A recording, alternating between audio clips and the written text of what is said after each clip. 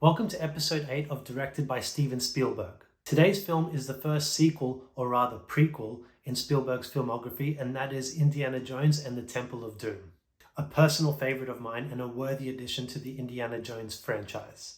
Many consider Temple of Doom to be the weakest of the original trilogy of Indiana Jones films, but that said, there's still plenty of things to love about this film, and I'm going to break those down for you today.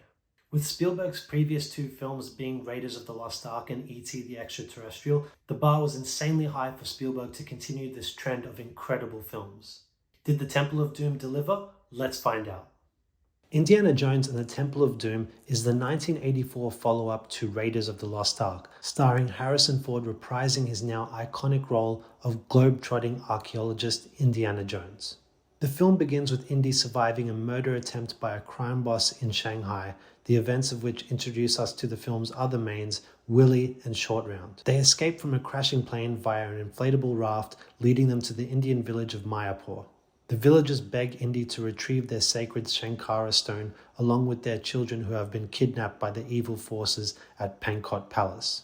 Our main trio travel to Pankot, where they are warmly welcomed to a banquet by the palace's young Maharaja. After an assassination attempt on Indy, he discovers a trapdoor in his room that leads them to a massive temple where Thuggee cultists practice human sacrifice, along with the enslaved children of Mayapur, who are digging for the remaining stones. The three of them are captured by the Thuggee, led by Mola Ram, with Indy forcibly placed into a trance-like state as he oversees the execution of Willie. Short Round helps him come to his senses in the nick of time, fighting their way out of trouble before saving Willie and the children and escaping the mines and defeating Molaram and the Thuggee while successfully recovering the stone. The children are safely returned to Mayapur. The end. So what are my thoughts on the Temple of Doom? Ultimately, I love this film, but I recognize its flaws. Much of the criticism leveled at this film upon release was to do with strong violence, but if you ask me, that's some of my favorite parts in the film. The film is meant to be tonally darker than Raiders, and when you treat it as so, you definitely appreciate it more. I would say that most of the greatness of this film takes place in the second half, which brings me to my biggest issue with the film, the pacing. Now, we're not dealing with a 1941 situation here where the pace is frenetic and baffling, but we're also not talking about a masterfully paced film like Raiders or E.T. The best comparison for Temple of Doom's pacing is Jaws, where you essentially have a story split into two halves. Whilst I believe that worked more favorably for Jaws, Temple of Doom, however, just feels slightly lacking as things slow way down after the opening action sequence, particularly on their way to Pankot Palace. The third act essentially starts halfway through the film when Indy, Willie and Short Round discover the temple because they basically stay within that same location for the rest of the film. It just sort of stifles the pace of the film where you're almost not sure how much time remains from that point onwards. Other than my issues with the pacing, the film is otherwise sensational. Perhaps my favorite aspect to the Temple of Doom is that Indy is forced to be an actual hero, going beyond his usual searching for artifacts to also save a village of enslaved children. This is personified by my favorite shot in the film when Indy strikes the hero pose when coming to save the children. Such an epic moment, and Spielberg uses all his usual techniques to pull it off. You have the zoom in close up to draw attention to the steely expression on Indy's face, as well as the Spielberg lights in the background to create that definition around his silhouette and emphasizes that force for good that Indy represents. The whole third act of the film is filled with amazing shots and set pieces, bringing that familiar comedic flair to the action that was used to great effect in Raiders.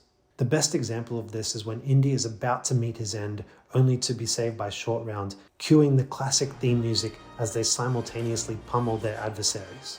It's such a triumphant moment on its own, but it actually brings up a film technique of Spielberg's that I've yet to discuss in this series, and that is his utilization of the foreground and background to show two things at once. There's examples of this in Duel, Jaws, Raiders, and now Temple of Doom. It's a brilliant way of efficiently conveying two events occurring at the same time, but in a way that marries them to evoke greater meaning. In this scene, it's intended to deepen the relationship between Indy and Short Round, showing what Shorty has learned from his time with Indy. And speaking of those two, they're also responsible for the most touching scene of the film, when Shorty brings Indy to his senses and hands him his hat before embracing. Just the way the shot starts is brilliant, positioned at Shorty's eye level to emphasize the difference of size and age between him and Indy, while still meaning a great deal to one another. I've spoken a lot about Indy in Short Round, so it's probably time to talk about Willie and how she affects this film. She is definitely a controversial talking point, as she represents the difficult question of annoying character or annoying actor. In other words, is she intentionally annoying, or does the performance make her annoying? Many fans consider Willie to be one of the worst parts of Temple of Doom, citing her as an annoying character, particularly in comparison to the previous beloved female lead in Marion Ravenwood.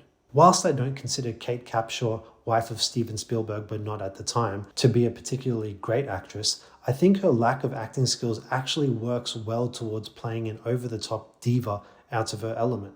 She is meant to be annoying within the context of the film, and I think she absolutely succeeds at that. Her prima donna attitude is a nice way to contrast against the very real issues at hand, such as child slavery. Willie's presence is definitely meant to create a more romantic comedy theme within the film, playing up the sexual tension between her and Indy as they both play hard to get, whilst clearly both being interested in each other. It's a vastly different dynamic to Indy and Marion, which was much more overt about their care for one another, even when they were broken up at the beginning. Now let's talk a little bit about the fact that this second Indiana Jones film is in fact a prequel to Raiders of the Lost Ark. If not for the year being established at the beginning of the film, there is absolutely nothing that takes place or is referenced in this film that clearly suggests it is a prequel. I would actually argue that the character arc of Indy in Temple of Doom is more reminiscent of a man who has learned to care about more than just discovering ancient artifacts, but also helping people. The events of this film can easily act as a sequel to Raiders without having to change a thing. Classing it as a prequel actually does a disservice to the continuity, in my opinion, as it stands to suggest that Indy goes back to his more selfish, relic-hunting roots in Raiders after learning what it means to become a hero in the Temple of Doom. The Temple of Doom is absolutely a horror film at its core, which I think was ultimately a smart choice to ensure it would not just be a rehash of Raiders, despite the fact this was criticized at the time of release. The main villain of the film is Mola Ram, the thuggy high priest who practices ritual human sacrifice. I would dare to say that as an individual, he is a more threatening villain than any of the antagonists in Raiders of the Lost Ark, if only for the sinister expressions he's able to pull off. But seeing him pull a heart from a man's chest as his introduction is truly terrifying and sets the tone for what Indy is up against. Before summarizing my thoughts, let's have a little dig at some of the obvious criticisms of the Temple of Doom.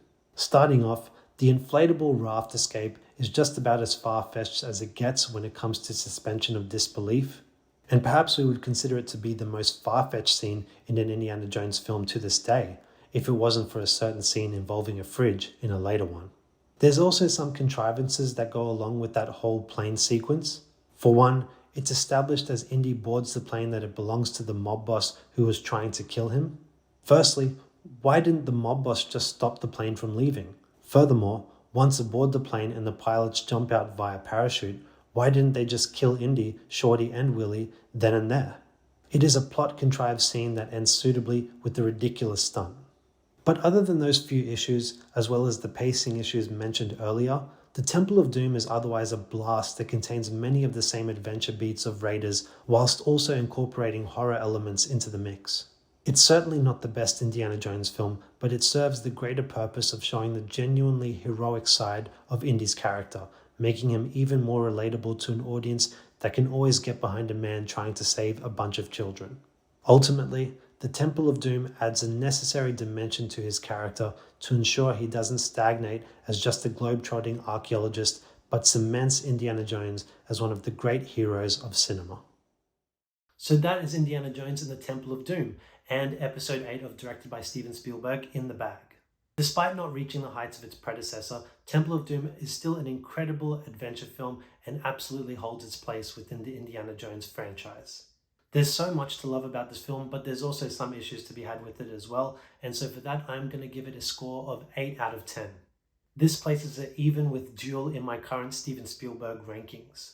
I'm going to place it below Duel, however, just because I believe Duel is a slightly better film that has no business being as good as it is, and so for that, Indiana Jones and the Temple of Doom currently ranks in 5th place within the Steven Spielberg filmography. After a string of sci-fi and adventure films, the next film on the list is vastly different to anything that Spielberg had done at this point in his career. And that film is the 1985 period drama The Color Purple, starring Whoopi Goldberg. I have not seen The Color Purple before, so I am keen to check it out and give you my thoughts in the next episode. Until then, I thank you all for watching and we'll talk to you next time. Bye.